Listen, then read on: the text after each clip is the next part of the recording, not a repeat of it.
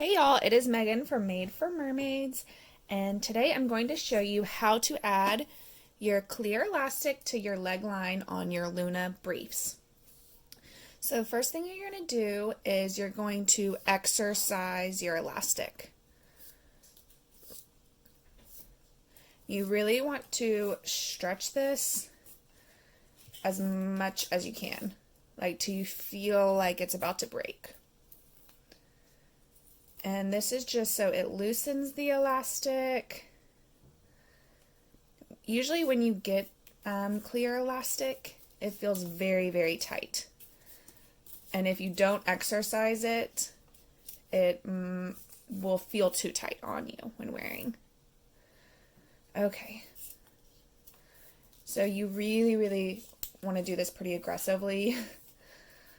Again, till it feels like it's almost going to snap. Now you have a couple of different options when sewing the clear elastic on. There is a leg elastic guide in the tutorial.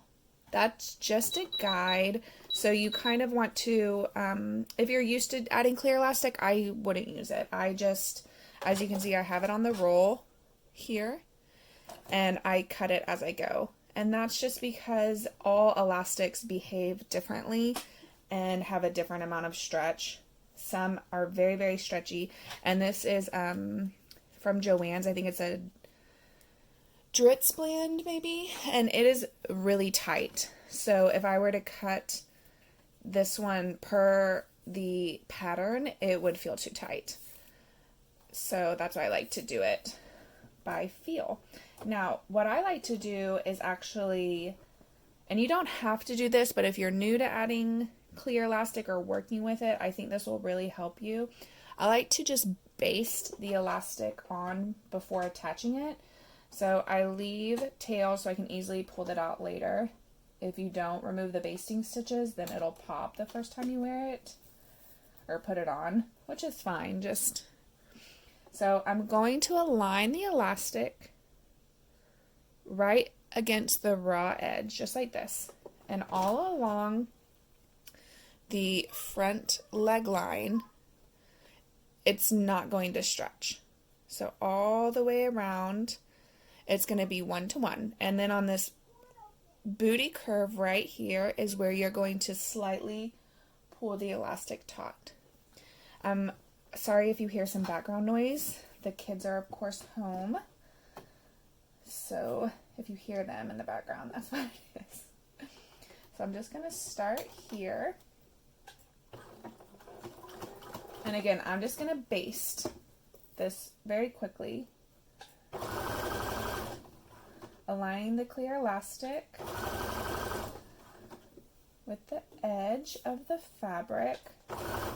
And this is along my front leg line, so I am not stretching at all.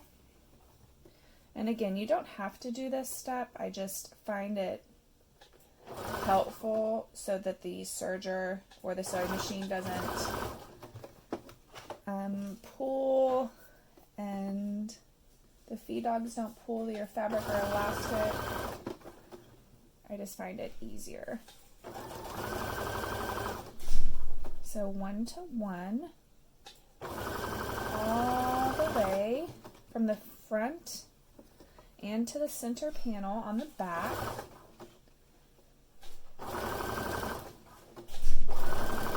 And then where you're going to start pulling the elastic is on the center panel of the back, after that along the booty curve. So you're not going to pull this really, really tight like this. It's going to gather it all up. You just want to pull it taut and just have very few gathers.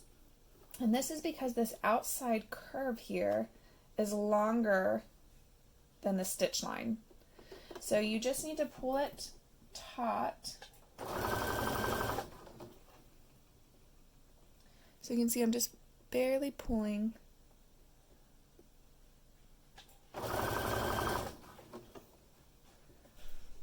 Just slightly pulling along that booty curve where it curves out.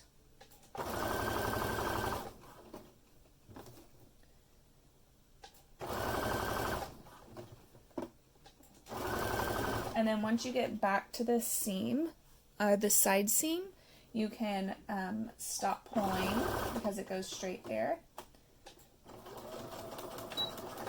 And you'll just want to try to butt the elastics together and not overlap if you can. If you do, it's okay. It'll just make it slightly thicker there. So as you can see here, the front leg line is flat. There's no gathers. And then on the back booty curve, right there, there's just ever so slightly a few gathers. And this is so when we flip and turn, you can see those gathers disappear. And it's nice and flat. And we just ease that curve in. So now, oops, I cut those threads. It's all right, I'll pull it out still. Now I'm going to take this to my serger and serge it on, and then I will flip and stitch.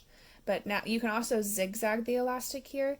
Again, you don't have to baste the elastic. I just find it takes a little bit longer, but I'm happier with the result, because if you do stretch it a little too much, you can just remove the basting stitch, you know, just on the back and fix it quicker than if you serged it on the first time. So now let's take it to the serger.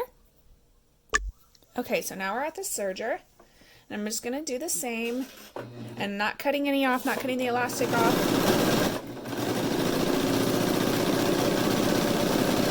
Just attaching now the elastic to the briefs.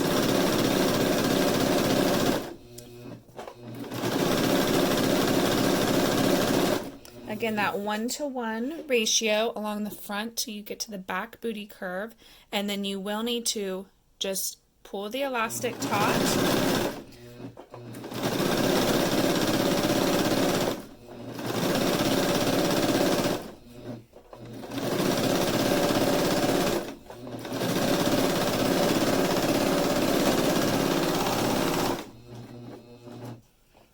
Okay. There we go. Now we're going to take it back to the sewing machine, or you could use your cover stitch and flip the elastic over and hem it in place. Okay, now we're just going to hem that leg line.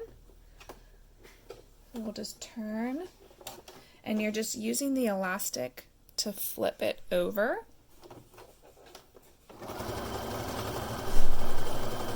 I like to use a 3-step zigzag for this step.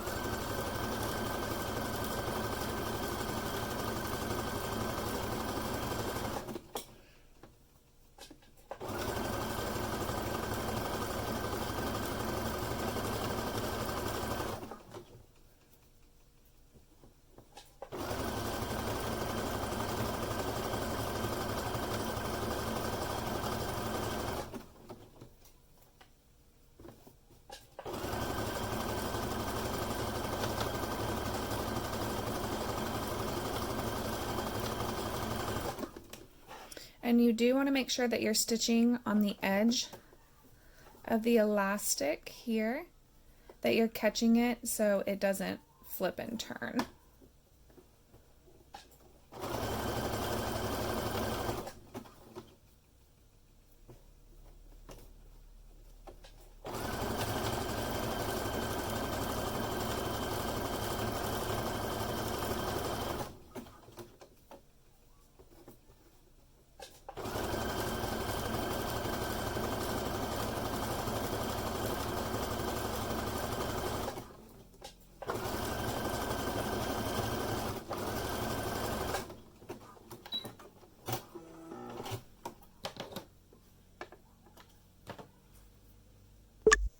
And there we go.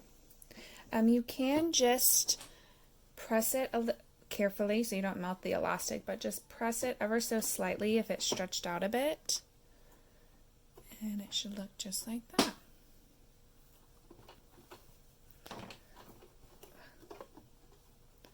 There we go. And when you put this on, if you do have any slight gathers here, they will disappear. once you're done. I am going to show you on the other leg how to just do it straight from the serger, and I'll kind of do it in fast speed so it doesn't take too long. But if you don't want to baste it, you can follow that. You do want to make sure if you start on your serger that sometimes it won't catch the elastic when you start, so you want to either use a pin or chopstick, something like this, to kind of hold the elastic in place and guide it into the serger. I find that easiest. Or you can just baste just the beginning of the elastic so it doesn't get caught or lost in the serger foot. I find that really helpful.